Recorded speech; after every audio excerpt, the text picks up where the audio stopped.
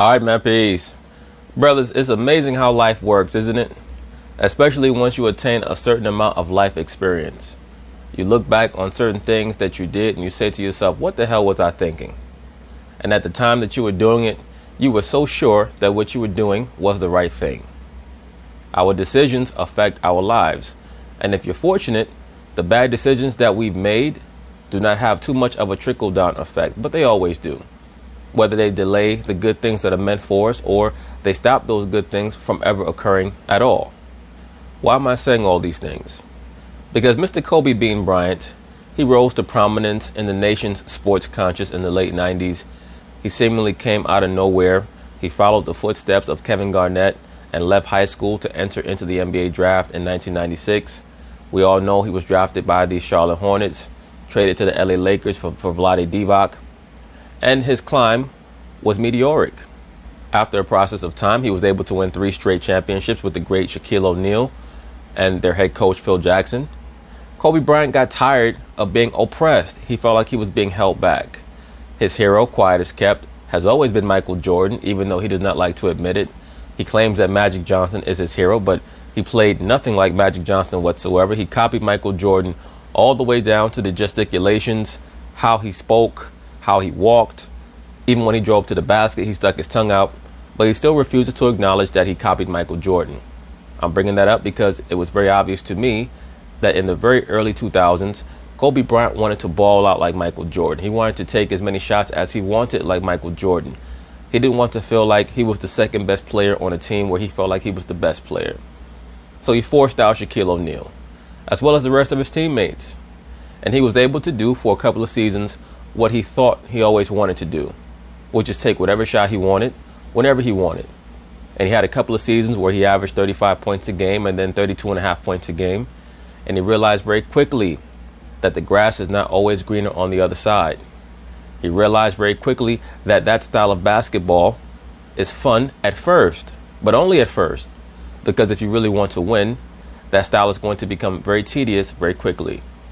And that's why he has some relatively harsh and sobering words for a top apprentice of his, that being Mr. James Harden of the Houston Rockets, who seems to be reveling in the fact that he's able to jack up as many wild shots as he wants.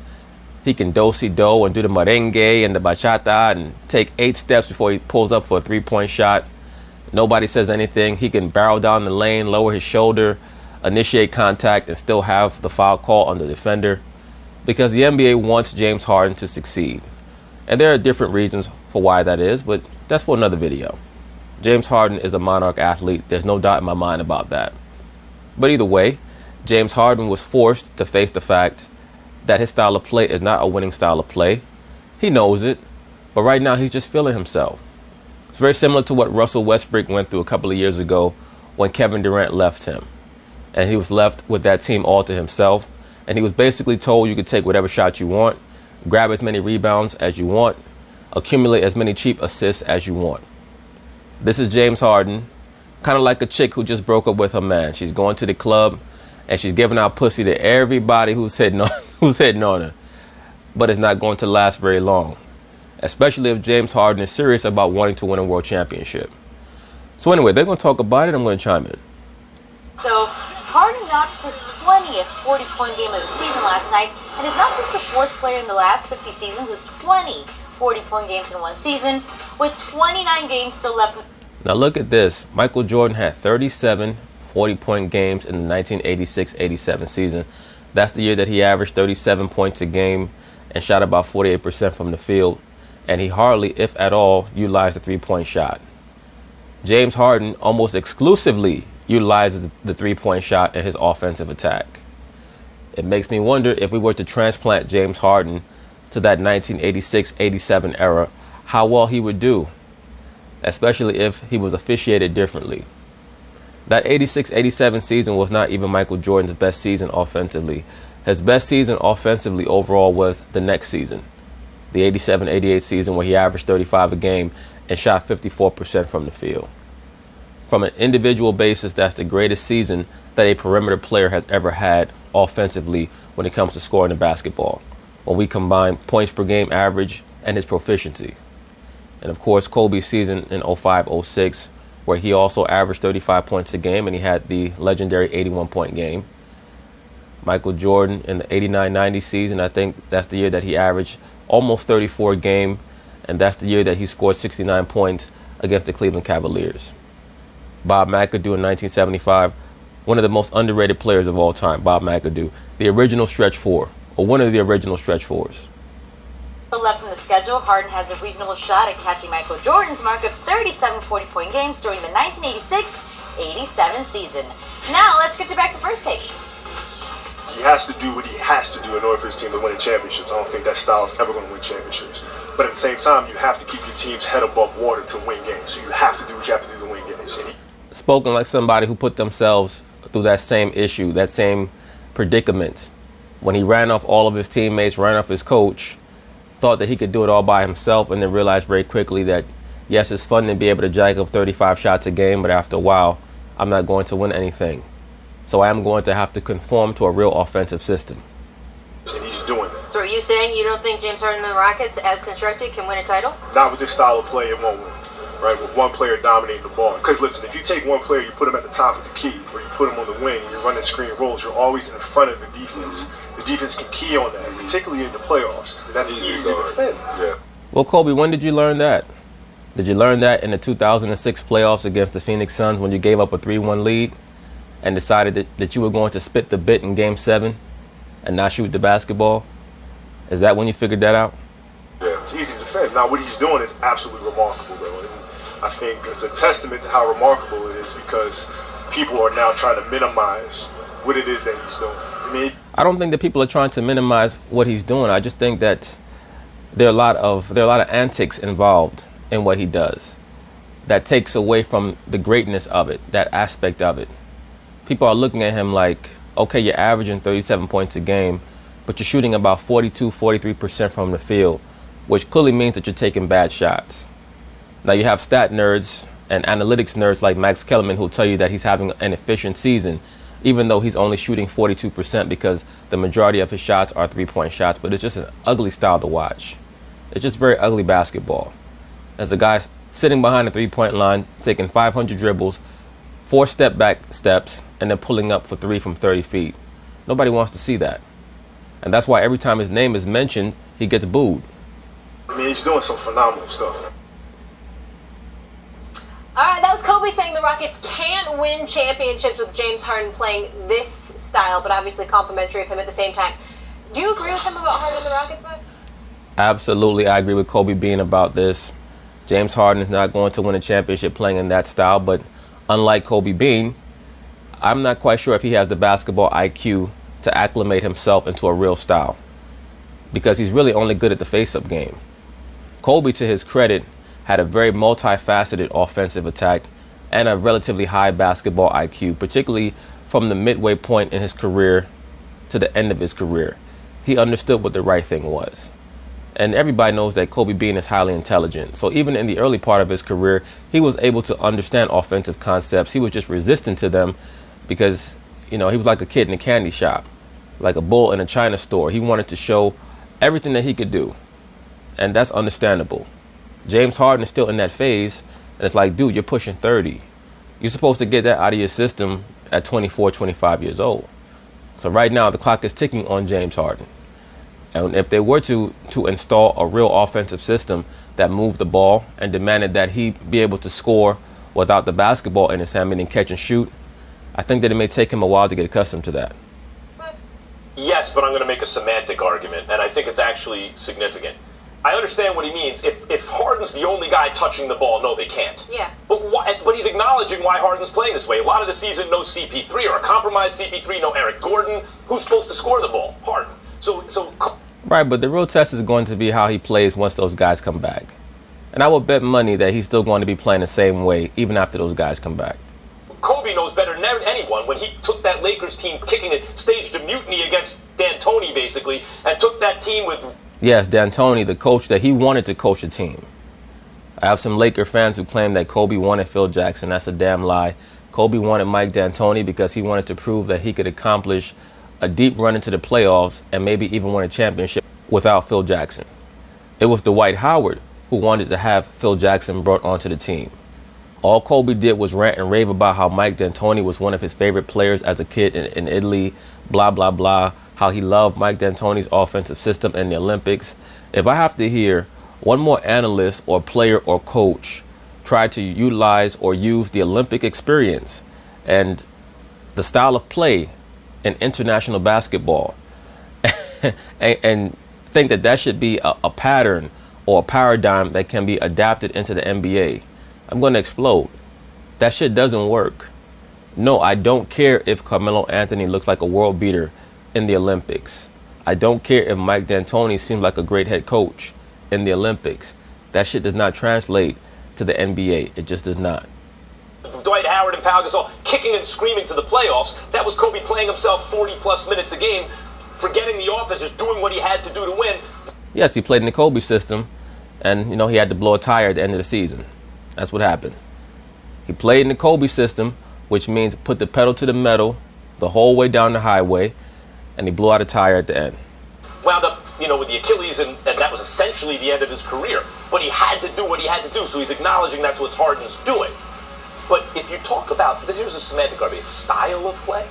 Yeah, he can play in this style if the usage rate is lower. Like they were playing in this style last year. It's just Harden wasn't monopolizing the ball to this extent because CP3 was healthy. Now, can they win a championship this way? In this basic style, but again, with not quite this usage rate. A lot of ISO with Harden. They went to a Game 7 at Houston against the Warriors. CP3 did not play. Imagine taking CP3 off the team and still only losing by single digits in spite of the fact that you had the worst shooting night in the history of basketball. Right, but once again, had Andre Iguodala not been hurt, that's a 5-game series.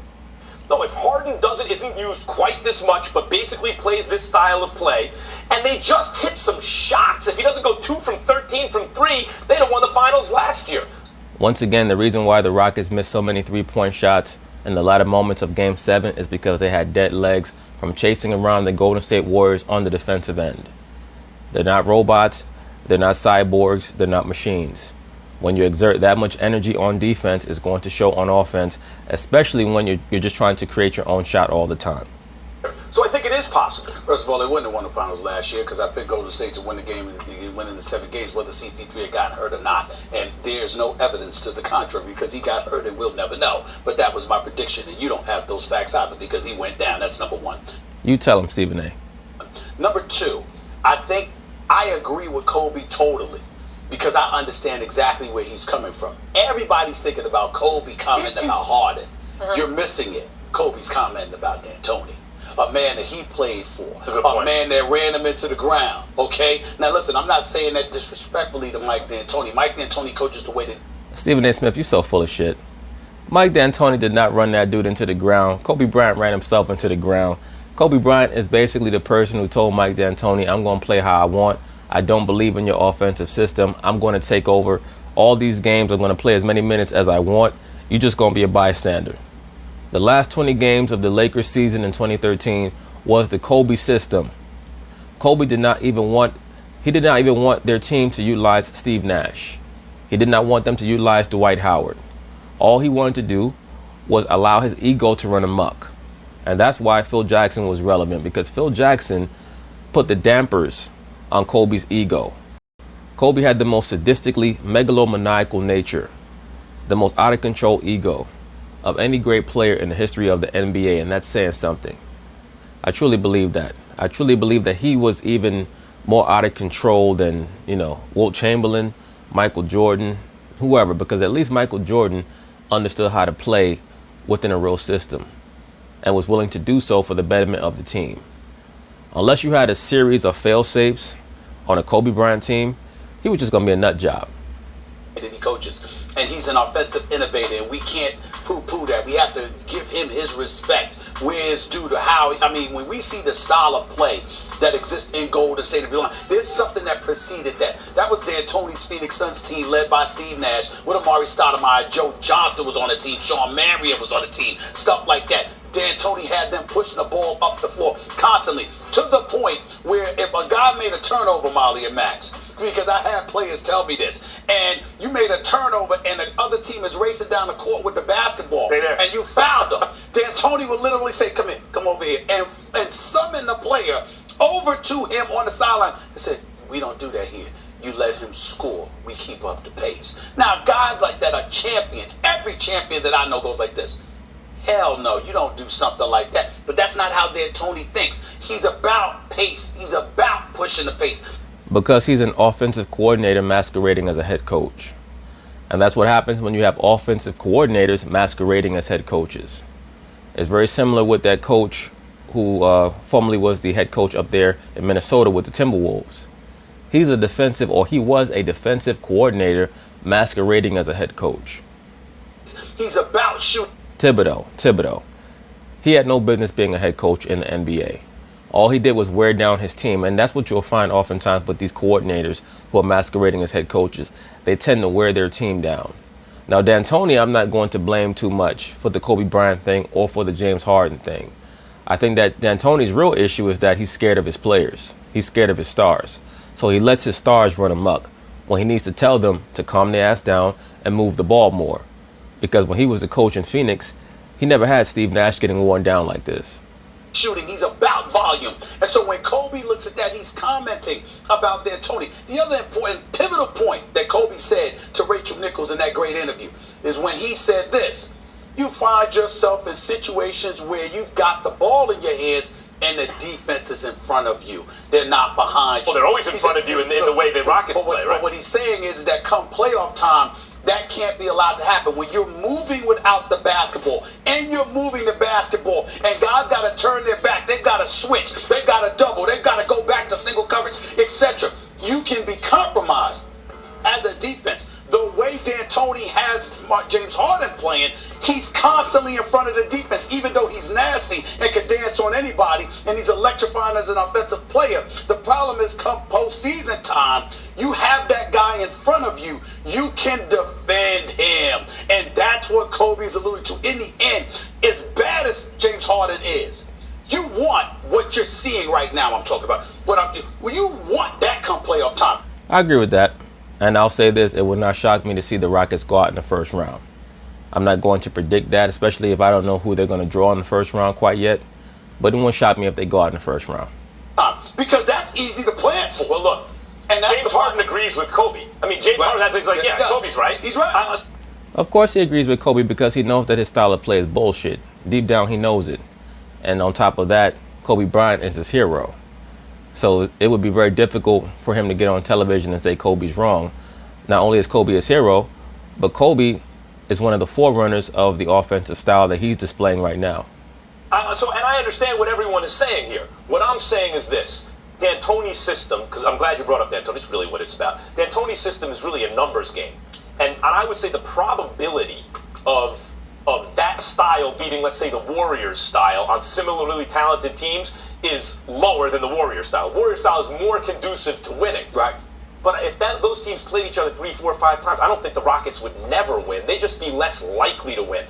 Well, if they played a whole bunch of times in a series, one would think that the odds would eventually increase that in one of those series, a top-notch Warriors player would go down with an injury.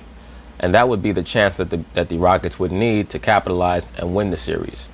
So last year, for example, what does that mean? What do you mean? Like in other words, you're saying the best of 7, right. They win a few games. No, but I'm saying if they played the a best of 7 with similarly talented teams throughout the course of 3, 4, 5 seasons, Rockets are going to grab one of those. So look. I'm not quite sure about that. Look, my point is, you may disagree with that, but I think that's right. Maybe even more than one, but I bet you they'd grab one. I don't even know if you think that's right. You feel that's right. D'Antoni is playing the odds. That's why he likes the pace. He's like, yeah, even if you stop them there and they only hit one free throw, the main thing is we want to go fast, shoot a lot of threes, get a lot of points in the paint because the odds are good we'll win that way over the totality of a season. It may go down over a 7-game series, but not impossible. And what I'm saying is, yes, you're less likely to win in D'Antoni style than the Warrior style. It will take a superhuman effort by James Harden. But had Harden had that kind of effort in Game 7 last year, they'd have won. Couple of things to consider. I get your point. Not wrong there. Couple of things to consider. Since January 13th, I'm giving you minutes for James Harden. 43, 34, 45, 42, 30, 40, 40, 37, 39, 37, 39, 38 and change. Let me say this. That also, to me, takes away from the impact of his offensive output. For example, people say, well, in 2015, they think that James Harden deserved the MVP over Steph Curry. Don't just look at how many points per game Steph Curry scored that season, which was probably about 23.5 or 24 points a game. Look at his minutes per game. That's what matters. His points per 36 minutes were probably somewhere around 32, 33 points a game because they only played 31 minutes a game in that season. So his impact was far higher.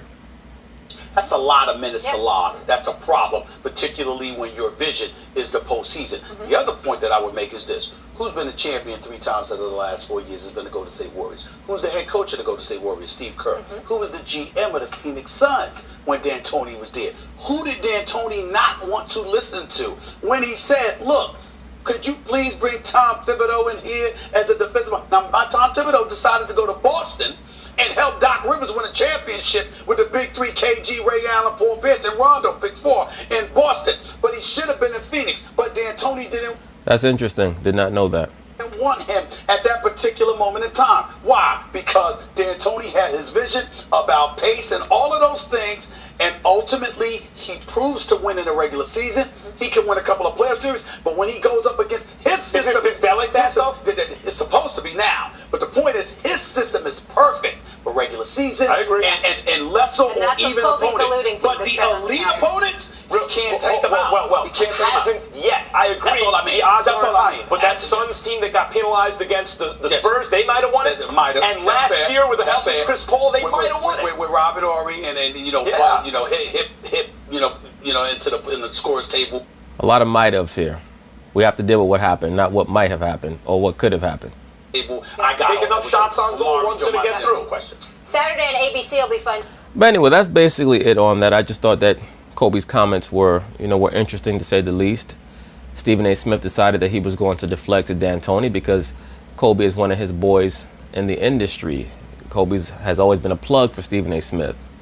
He's the person, in my view, who was dropping dime on a lot of the shenanigans of Jim Buss, so on and so forth. So Stephen A. Smith is always going to try to deflect from any culpability for Kobe being. It is what it is. Peace.